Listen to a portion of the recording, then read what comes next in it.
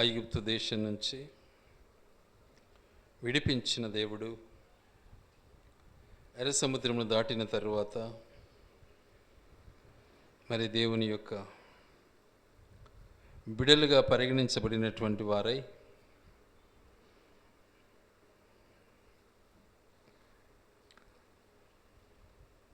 శరీరపు దాహాన్ని కావాలని కోరినటువంటి పరిస్థితి. దేవుడు ఆత్మదాహాన్ని తీర్చేవాడు, శరీర దాహాన్ని తీరుస్తాడు. అయితే వాటిని బట్టి మానవుడు గుర్తించక, దేవుని యందు లక్ష్యముంచక, దేవుడు చేసిన గొప్ప కార్యాలను మర్చిపోయి, ఎలా సముద్రమును దాటాము అన్న సత్యాన్ని మర్చిపోయి, ఎలా పాపం నుంచి విడుదల పొందాము అన్న సత్యాన్ని మర్చిపోయి, ఎలా ఈ భూమిపైన నివసిస్తున్నాను అన్న సత్యాన్ని మర్చిపోయి, ఎలా ఇంతవరకు నన్ను బ్రతికించాడు నా దేవుడు అనే పరిస్థితిని మర్చిపోయి గుసగుసలాటం మొదలుపెట్టాడు మానవుడు. ఈరోజు మనం కూడా అంతే. ఎన్నో చేశాడు, జన్మనిచ్చాడు, పోషణిచ్చాడు, పెద్ద చేశాడు, విద్యలనిచ్చాడు, పనులను ఉద్యోగాలను ఇచ్చాడు, పోషించబడడానికి మార్గాలు చూపించాడు, ఎన్నో గొప్ప కార్యాలు చేశాడు. ఇహ సంబంధంగా, శరీరానుసారంగా వీటన్నిటి మనం మర్చిపోతాం. దేవుడు అంటే ఇట్లా ఎందుకు అవుతుంది అంటాం, దేవుడు నాకెందుకు ఇట్లా చేశాడు అంటాం. ఏం చేశాడు? నీ శరీర కోరికను నెరవేర్చడానికి దేవుడు ఇష్టపడలే, ఆత్మానుసారమైన కోరికను నెరవేర్చాలని దేవుడు ఇష్టపడుతున్నాడు. నిన్ను కనాను చేర్చాలని దేవుడు ఇష్టపడుతున్నాడు. కానీ ఈ లోక ఆశలు నీ పట్ల నెరవేర్చాలని ఇష్టపడలే. అయితే ఆ సత్యాలను మనం ఒకసారి జ్ఞాపం చేసుకుంటే, శరీర దాహాన్ని బట్టి ఒకసారి మనం గమనిస్తే చూద్దాం. దావీదు మహారాజు ఒక పరిస్థితి మేరకు సమూయేలు 2వ గ్రంథం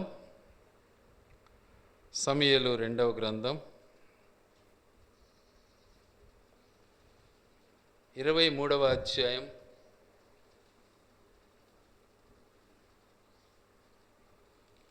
23వ అధ్యాయం 15వ వచనం చదువుకుందాం.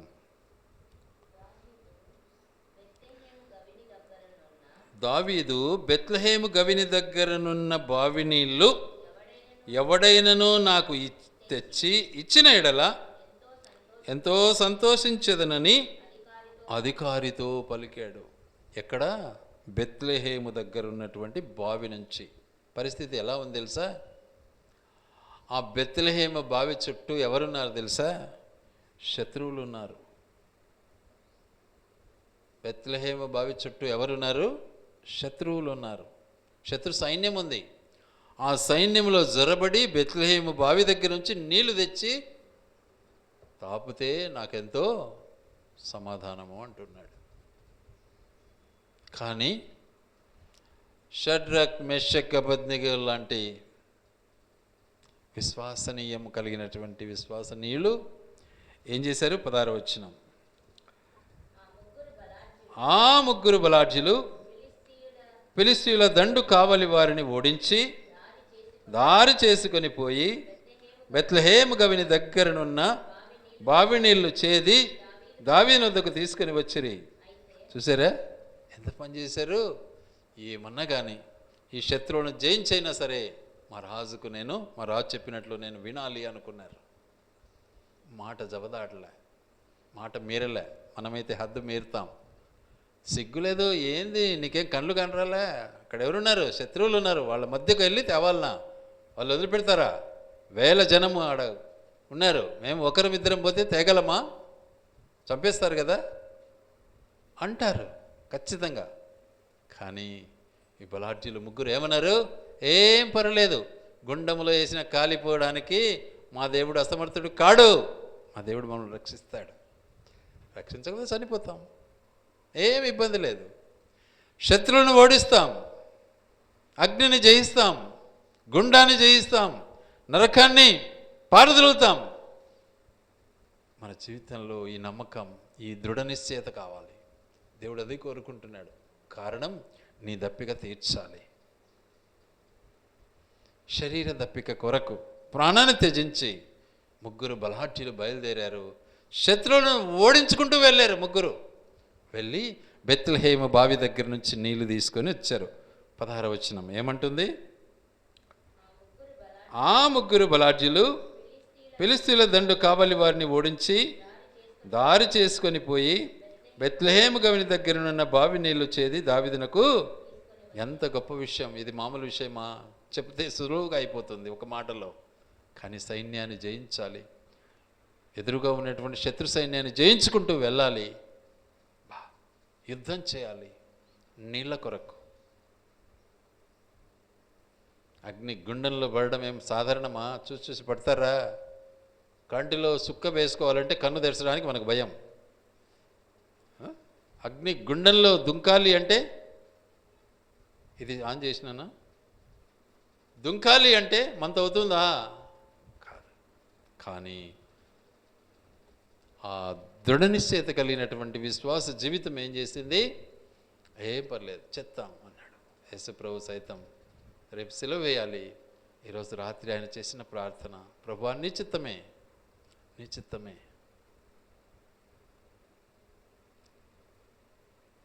సిలువ వేయబడాలి, మృత్యువును జయించాలి, నీ చిత్తమే. తండ్రికి అప్పగించుకున్నాడు. మన జీవితంలో అది అవసరమా లేదా? అది లేకపోతే ఆయన శరీర రక్తాల్లో ఎలా పాలు పొందుతాం మనం? ఆ మనస్సు మనకు లేకపోతే మనం ఎలా పాలు పొందుతాము? ఆ నిరీక్షణ లేకపోతే మనం ఎలా ఆయన శరీర రక్తాల్లో పాలు పుచ్చుకోగలము?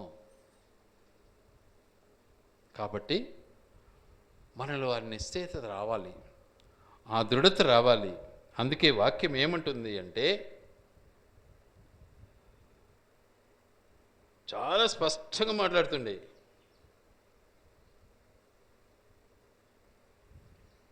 దేవుని యొక్క ఉద్దేశం చాలా గొప్పది. వాళ్ళు చేసిన పనిని చూసి దావీదు మహారాజు ఏమంటాడు చూద్దాం ఆ మాటను. నెక్స్ట్, తెచ్చి ఇచ్చిరి, తర్వాత యెహోవా సన్నిధిని,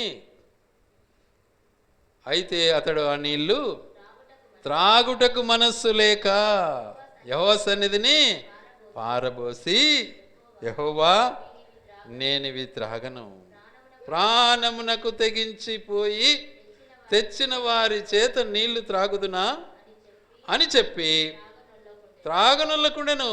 ఆ ముగ్గురు బలాఢ్యులు ఈ కార్యములు చేశారు. ఎంత గొప్ప విషయం! అప్పుడు రాజులో పశ్చాత్తాపం కలిగింది. నా బిడ్డలు నా మాట మేరకు ప్రాణాన్ని తెగించి పోయి నీళ్లు తీసుకొచ్చారు శత్రువుల మధ్యన. నేను ఆ జీవితంలో ఎలా ఉంటుంది? శత్రువులు నిజంగా మన చుట్టూ ఉంటారు. వాటిని జయించటం అసంభవం అని మనం పిరికోళ్ళమై బాధపడిపోతూ ఉంటాం. వాటిని జయించడానికి సిద్ధపడాలి, వాటిని అధిగమించడానికి సిద్ధపడాలి, ఆ నీళ్లు త్రాగటానికి సిద్ధపడాలి. ఆ బెత్లెహేము నీరు, ఆ ఊట బెత్లెహేములో పుట్టింది గనుక ఆ నీటిని బట్టి మన జీవితాలు మార్చబడాలి గనుక.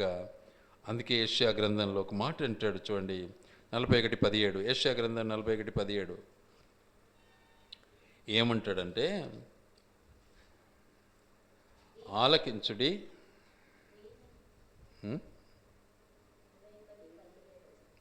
కరెక్ట్, దీన దరిద్రులు నీళ్లు వెదకొచ్చున్నారు, నీళ్లు దొరకక వారి నాలుక ఎండిపోచున్నది. యెహోవాను నేను వారికి ఉత్తరం ఇచ్చేదను, ఇజ్రాయేలు దేవుడైన నేను వారిని విడనాడను. వాళ్ళకు నీళ్ళు ఇస్తాను, వాళ్ళను విడిచిపెట్టను, వాళ్ళకు నీళ్లు తాపుతాను, నేను వాళ్ళను వదిలిపెట్టను. వాళ్ళ గొంతు ఎండిపోతూ ఉంది కానీ వాళ్ళకి నీళ్ళు ఇస్తాను. వాళ్ళకి నీళ్ళు ఇవ్వటానికి నేను వచ్చాను. ఏం నీళ్ళు? చూద్దాం ఆ మాటని. ఏం నీళ్ళు ఇస్తున్నాడు? యోహాను సువార్త 4వ అధ్యాయం. ఏం నీళ్ళు ఇస్తున్నాడు? 4వ అధ్యాయం ముందు 7వ వచనాన్ని చదువుకుందాం. సమరయ స్త్రీ ఒకతే నీళ్లు చేదుకొనుటకు అక్కడికి రాగా, యేసు నాకు దాహమున కిమ్మని ఆమెను అడిగాను. సమరయ స్త్రీ. సమరయులకు యూదులకు పొత్తు లేదు. ఇప్పుడు అదే జరుగుతూ ఉంది.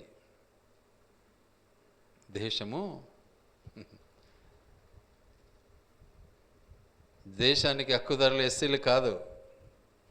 ఎంత దౌర్భాగ్య పరిస్థితి మన దేశం. కాబట్టి పరిస్థితి మేరకు యేసు ప్రభు సమరయ స్త్రీని నాకు నీళ్లు దప్పిగైతున్నాయని అడిగాడు. అయితే ఆ స్త్రీ ఏమంటుంది?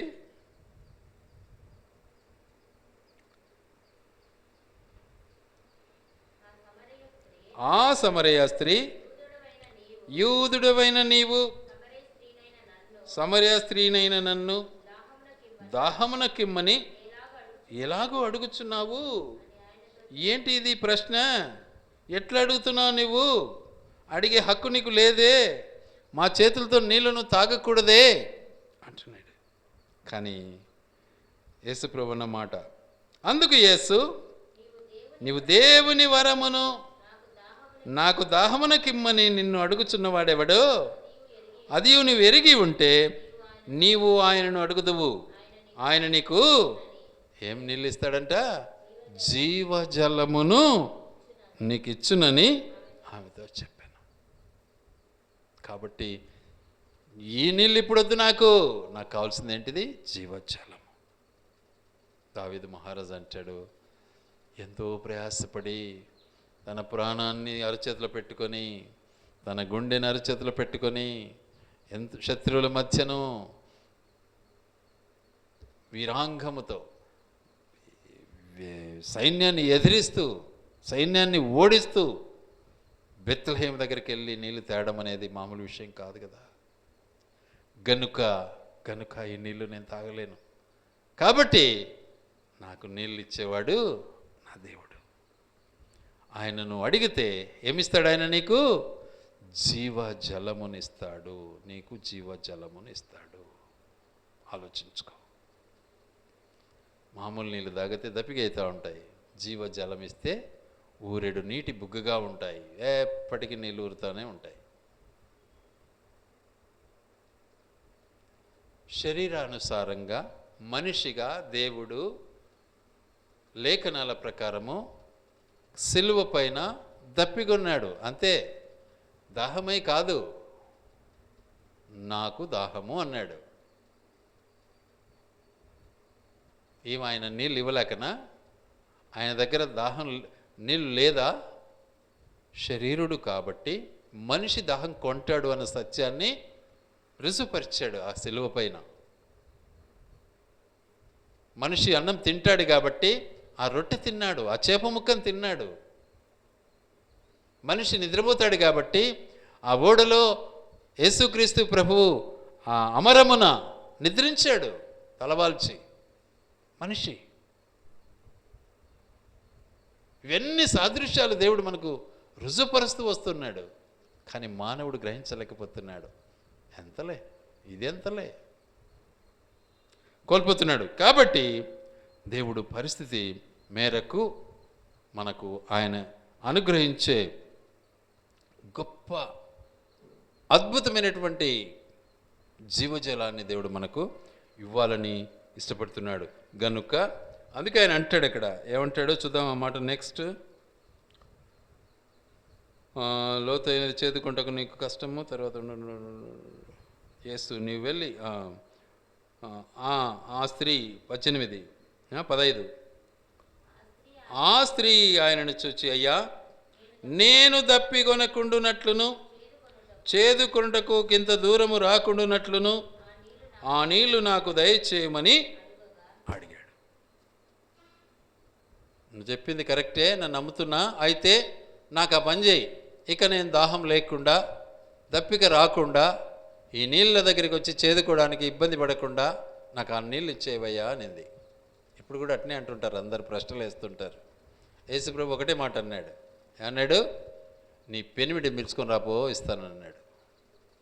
నీ పెనిమిటిని పిలుచుకొని రా, ఇస్తాను నీకు అన్నాడు. అప్పుడు ఆమె ఏమంటుంది?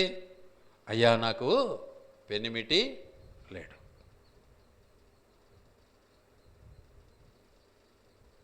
ఉన్నారు, పెనిమిట్లు కాదు, ఎంతోమంది ఉన్నారు. నీకు 4 ఉన్నారు, ఇప్పుడున్నవాడే నీ పెనిమిటి అనుకో అన్నాడు. ఇంత సత్యం ఎవరికి తెలుసు, ఎట్లా తెలుసు, ఏంటి? అప్పుడు ఆమె అంటుంది, నిజంగా. అప్పుడు ఆ స్త్రీ, అయ్యా నీవు ప్రవక్తవని గ్రహించున్నాను. మా పితరులు ఈ పర్వతమందు ఆరాధించరు కానీ ఆరాధింపవలసిన స్థలం యెరూషలేములో ఉన్నదని మీరు చెప్పుదురని ఆయనతో అనగా, యేసు ఆమెతో ఇట్లనెను, అమ్మా ఒక కాలం వస్తున్నది, ఆ కాలమందు పర్వతం మీద నైనను యెరూషలేములో నైనను మీరు తండ్రిని ఆరాధింపరు. నా మాట నమ్ముము, మీరు మీకు తెలియని దానిని ఆరాధించువారు. తెలియని దానిని ఆరాధించేవారు. ఆ బొమ్మను మీరు ఆరాధిస్తారు, అది దేవుడని మీరు తెలుసుకోలేరు. అదే దేవుడని నమ్ముతారు, ఆ దూడను పెట్టుకొని ఆరాధిస్తారు, అదే దేవుడని మీరు నమ్ముతారు. ఎప్పుడైతే ఇజ్రాయేలీయులందరూ కూడా మరి ఎర్ర సముద్రాన్ని దాటి బయటకు వచ్చారు, మోషేను దేవుడు మరి కొండపైకి పిలిచినప్పుడు మోషే వెళ్ళగా, ఇక్కడ వీళ్ళంతా ఏం చేశారు? ఒక దూడను తయారు చేసుకున్నారు. ఇదే దేవుడని మొక్కడము, డ్యాన్సులు వేయడము, అల్లరి చేయడము, భయంకరంగా. అదే ఆరాధన?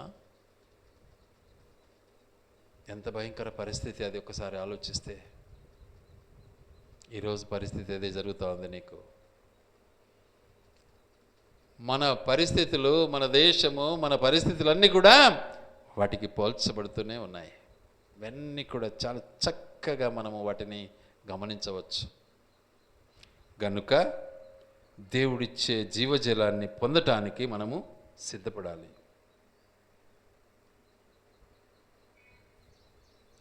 ఎలా ఉండాలి? నెరవేర్చబడినట్లుగా. ఏ రీతిగా కల్వరి సిలువలో దప్పికని కోరాడో, కానీ లోకం ఏమిచ్చింది ఆయనకు? లోకం ఇచ్చింది చేదు చిరక. ఈరోజు లోకం నీకు కూడా ఇచ్చేది చేదు చిరకే. అది నువ్వు గుర్తించాలి. అది నువ్వు గుర్తించక అదే మధురమణిని త్రాగడానికి ఇష్టపడితే నిత్య నరకానికి నువ్వు వెళ్ళడానికి సిద్ధంగా ఉండాలి. అందుకే వాక్యం సెలవిస్తున్న మాట ఏంటంటే, ఈ గడియ వరకు ఆకలి దప్పులు గలవారము, దిగంబరులము, పిడిగుద్దులు తినుచున్నాము, నిలవరమైన నివాసము లేక ఉన్నాము. కానీ మా కొరకై ఏర్పాటు చేసినటువంటి నిలవరమైనటువంటి పట్టణం కొరకు అబ్రహాము ఎదురు చూచినట్లుగా మేము ఎదురు చూడవలసినటువంటి వారమై ఉన్నామని దేవుడు మనతో జ్ఞాపం చేస్తూ ఉన్నాడు. ఆ రీతిగా మనం సిద్ధపడాలి. ఆ నీళ్లు త్రాగడానికి సిద్ధపడాలి. ఆ జీవ జలం కొరకు మనం సిద్ధపడాలి. ఆ రాజ్యం కొరకు మనం సిద్ధపడాలి. జీవ ఆహారం కొరకు మనం సిద్ధపడాలి. ఎందుకు అంటే కరువు వస్తుంది, క్షామం వస్తుంది, అనావృష్టి వస్తుంది, భయంకరమైనటువంటి పరిస్థితులన్నీ మనము కల చూడవలసి వస్తుంది.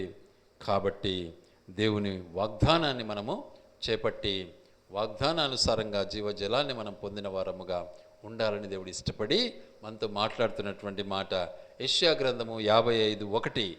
దప్పికొనిన వారలారా నీళ్ళ యొద్దకు రండి, రూకలు లేని వారలారా మీరు వచ్చి కొని భోజనము చేయుడి. రండి, రూకలు లేకపోయినను ఏమి ఇయ్యకయే ద్రాక్షాసమును పాలను కొనండి. దేంతో కొంటాం మరి మనము? డబ్బు లేదు, ఏమి లేదు, ఏమిటితో కొంటాం? అది ఏముంది మన దగ్గర? బంగారం ఉందా? లేదు. మరి ఏమిటితో కొందాం? అందుకే మత్తయి సువార్తలో 5:6 ఏమంటాడు? నీతి కొరకు ఆకలి దప్పులు గలవారు ధన్యులు. నీతి ద్వారా నువ్వు ఆకలి తీర్చుకోగలవు, నీతి ద్వారా నువ్వు దప్పిక తీర్చుకోగలవు. వారు వారు తృప్తిపరచబడుదురు. నీతి కొంటుంది నీ ద్వారా, డబ్బు కాదు. ఈరోజు డబ్బు కోసమే మనం ప్రయాసపడుతున్నాం ఎక్కువగా. నో, నీతిని బట్టి మన యొక్క జీవిత విధానాన్ని మనము జ్ఞాపం చేసుకోవాలి. అందుకే యేసుప్రభు అంటాడు, నా శరీరము జీవాహారము నీకు, నా రక్తము నీకు పానీయము, జీవజలము. కాబట్టి నా శరీరాన్ని తిని నా రక్తమును త్రాగువాడే నిత్య జీవము కలవాడు అంటున్నాడు.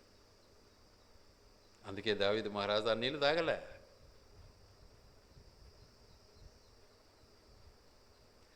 గనుక మనం కూడా మన బ్రతుకులో ఒకసారి జ్ఞాపం చేసుకోవాలి.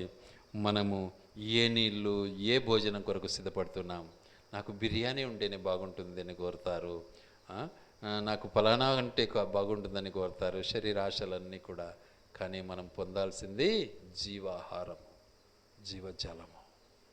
వాటిని మనం పొందినట్లయితే మనకు దప్పిక ఉండదు, మనకు ఆకలి ఉండదు, తృప్తిగా ఉంటాం. తృప్తి కావాలి మనకు. మనలో తృప్తి ఉంటే మనం ఇతరులకు ఎలా ఉంటాం? మాదిరిగా ఉంటాం. ఇలా ఇతరులకు ఎగ్జాంపులర్గా ఉంటాం. ఇతరులు నిన్ను చూసి ఆశ్చర్యపోతూ ఉంటారు. చూసుకోండి, మిమ్మల్ని చూసి ఎవరైనా ఆశ్చర్యపోతున్నారా? సాక్ష్యం కావాలి దీనికి. నన్ను చూసి చాలామంది ఆశ్చర్యపోయే వాళ్ళు ఉన్నారు. ఎందుకంటే నా జీవితం అలా నడిపించాడు నా దేవుడు. ఎంతమందిలోనైనా, ఎన్ని కష్టాల్లోనైనా, ఎన్ని ఇబ్బందుల్లోనైనా అలా దేవుడు మనల్ని నేర్పిస్తాడు. మనల్ని తయారు చేస్తాడు మన దేవుడు. గనక అట్టి జీవ ఆహారాన్ని మనము అనుభవించు వారమై నిత్య రాజ్యానికి మనము వారసులంగా ఈ లోక యాత్రలోనే సాక్షులమై జీవించాలన్నది దేవుని యొక్క ఉద్దేశం. గనుక ఇక్క మీదట ఆకలి అయినను దాహమైనను ఉండదు. ఎప్పుడు? ఆయన రాజ్యవాసిగా మనం జీవించినప్పుడు దుఃఖము ఉండదు, దాహము ఉండదు, ఆకలి ఉండదు. తృప్తికరమైనటువంటి జీవితం దేవుడు మనకిస్తాడు. దేవుడి మాటలు ఆయన వెనుకిడిలో దీవించునుగాక.